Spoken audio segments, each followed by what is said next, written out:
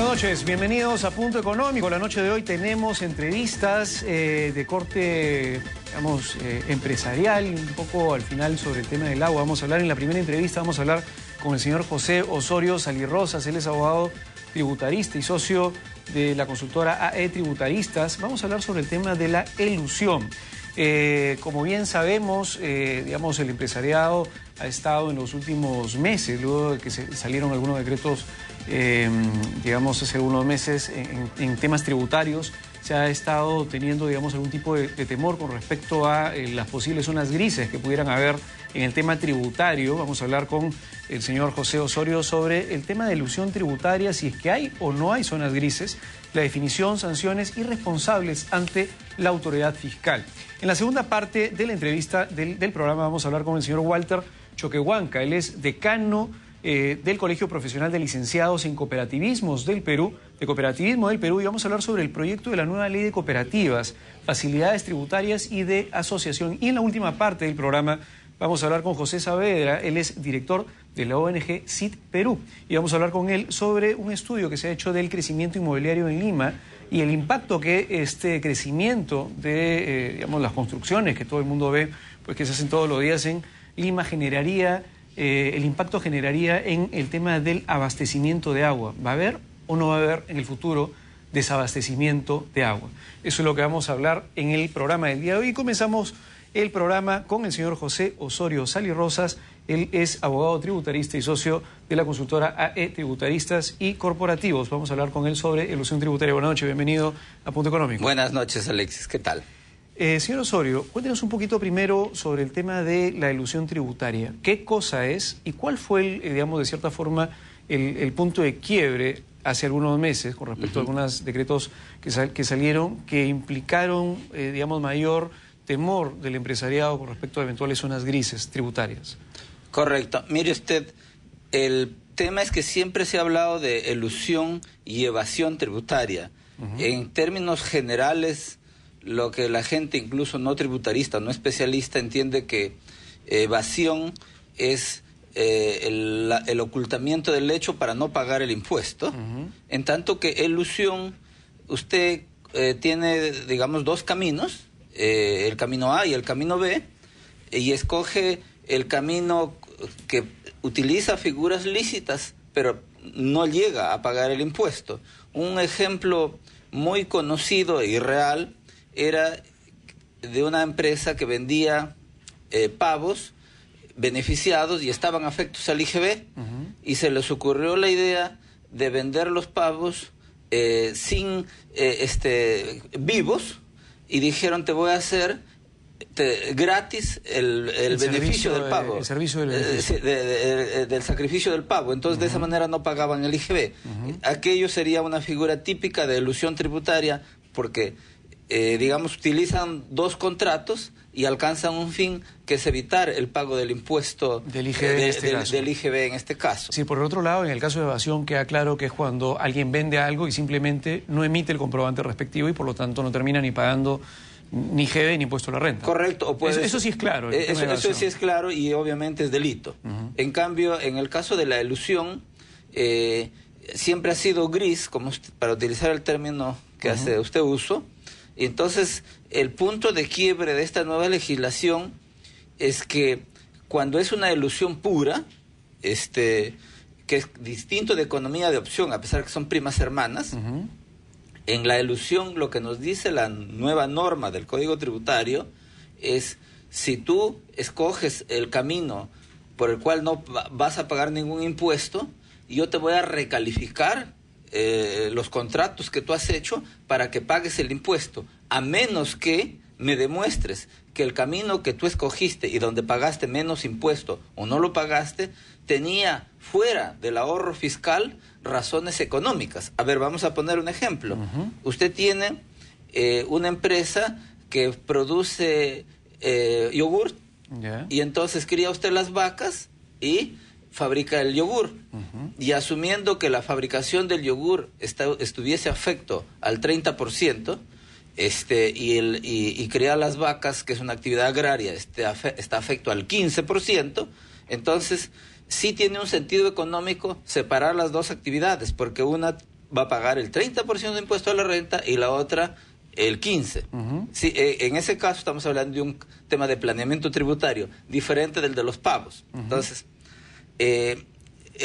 hasta ahí todo es bueno y entendemos que esa es la intención del Estado, evitar figuras de elusión tributaria, también denominado como fraude fiscal, que no es el concepto de fraude penal, sino es un concepto que hasta cierto punto está, digamos, en otros países y aquí mismo estaba permitido, vale decir, utiliza la forma legal para pagar menos impuestos porque tampoco está obligado a escoger el camino donde paga más impuestos. El asunto es que a partir de ahora, con la norma 16 del Código Tributario, se nos presentan como dos escenarios. Por un lado, un escenario donde quisiéramos pensarlo así, que se va a tratar de que se pague el impuesto justo, y el otro es a lo que todos tenemos miedo y que hacía referencia a la conversación previa, y permítame detenerme un poco ahí. Hay una cuestión que se llama seguridad jurídica. Sí, la seguridad jurídica es que si usted y yo pactamos un contrato, esperamos pagar un impuesto de una determinada forma, sería sumamente desagradable que cambie la regla de juego en el camino, o más aún, que la administración tributaria diga que la contrato llamado A lo recalifique como C, y el impuesto a la renta que habíamos pagado como 30 ahora sea como 80. Así es. Entonces, ese aspecto va a tener que regularse, yo creo, en el tiempo, porque tal como estaba antes de la vigencia de la norma 16, lo que todos entendemos es que los impuestos se tienen que crear por ley. Entonces, cada hecho imponible, aunque parezca mentira, si uno lee la norma de impuesto a la renta, la norma del IGB, están ya tipificados qué cosa está afecto y qué cosa no lo está. Sin embargo, con la norma 16, lo que entenderíamos que no lo está, podría estarlo vía reinterpretación de la administración tributaria, y entonces ahí donde todos tenemos un poco de miedo. Vamos al ejemplo del yogur y de la crianza de la vaca. O sea, estamos hablando de dos actividades que pertenecen, digamos, a una misma actividad global de una misma empresa, y bajo ese esquema, entiendo, la empresa no tendría por qué subdividir o digamos, o escindirse en dos empresas, cada una para hacer una actividad diferente, porque cada una paga un impuesto a la renta diferente, sino tendría simplemente que separar sus actividades internas con respecto a todos los ingresos y egresos de cada una de esas dos actividades para poder pagar el impuesto a la renta en 30 y en 15% según corresponda, ¿no? No. Ahí es justamente lo primero que usted dijo. En ese caso sí hay una razón económica, ¿sí? La razón económica es que por ser dos actividades diferentes deberían tributar diferente. Y por lo tanto crearse una empresa para cada separado, porque la ley, como está diseñada en el Perú, no se tributa por actividad. Por actividad sí, pero tiene que estar en una razón social diferente, porque si no sería muy difícil para la SUNAT fiscalizar. Eso, solamente para terminar de entender ese ejemplo, eso quiere decir que, por ejemplo, en ese caso, una misma empresa con una misma razón social no puede generar estas dos actividades a la vez. No. Sería sumamente complicado porque se tributa con una sola tasa. Sí.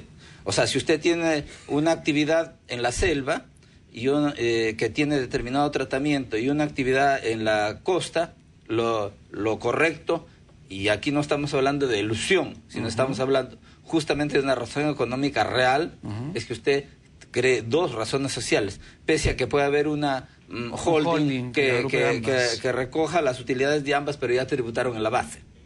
Sí. Pero eso también puede generar problemas ya en la práctica un poco complicados, porque, por ejemplo, el costo administrativo, dividirlo en ambas empresas, si el costo administrativo realmente se centraliza en una sola, por ejemplo, en Lima, no en la Amazonía. Tiene razón. ¿A qué centro de costo le pertenece cada uno de los gastos? ¿O qué porcentaje le va a tomar? Es que si usted crea las empresas, debería tener cada uno su centro de costos, o en todo caso, una de ellas le puede brindar servicios a la otra empresa, pero ahí sí tiene que tener cuidado a qué precio lo vende, porque también la administración podría decir... Precio de transferencia. Claro, que el precio no es el de mercado. Pero en todo caso, se va complicando cada vez más la forma de... Se va complicando, pero a lo que sí hay que tenerle miedo, y esto, porque no se trata de hacer generar pánico, un ataque, tampoco a todo lo que haga la administración tributaria es malo, más aún si estamos en el medio que nos ha invitado, perdone que se lo diga así. Lo que yo creo es que los agentes económicos, sobre todo estamos hablando de las empresas que tienen cierto movimiento económico importante, de ordinario, y así es el ser humano, tiene que maximizar sus utilidades. Sin embargo, la recomendación es, oye, primero tienes que someter a un test lo que vas a hacer, porque de ordinario se juntan empresarios y asesores y dicen, a ver, voy a pagar como 40%, voy a pagar como 30% como tasa ya consolidada de impuestos. Si hago el paso ABC, podría terminar pagando 25%, por poner un importe menor.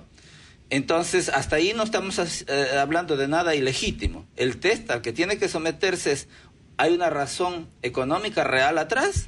¿O es que solamente hacemos esto con el único propósito de pagar menos impuestos? Si la respuesta es lo segundo, con la norma 16 se va a terminar recalificando el hecho y obviamente van a tener problemas las empresas.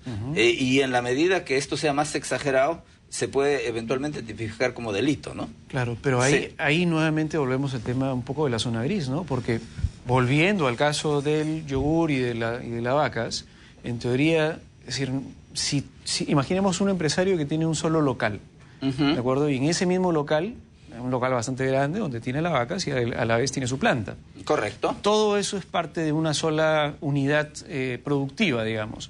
Si tiene que generar dos razones sociales diferentes, o sea, crear dentro de esa unidad productiva dos empresas, y por ejemplo, paga agua para todo el local, paga, digamos, arbitrios para todo el local, de repente alquile el local para ambas actividades, ahí sí se comienza a complicar la cosa, porque hay una razón económica para tener que, de cierta forma, mantener las actividades juntas, agrupadas. De repente tiene un mismo jefe de producción que ve, digamos, el tema de las vacas y a la vez que ve cómo se produce el yogur. Entonces, una misma persona está viendo las dos actividades. En ese caso, usted, por ejemplo, ¿qué recomendaría? Bueno, depende, ¿no? Porque y ahí invado el terreno suyo de economista.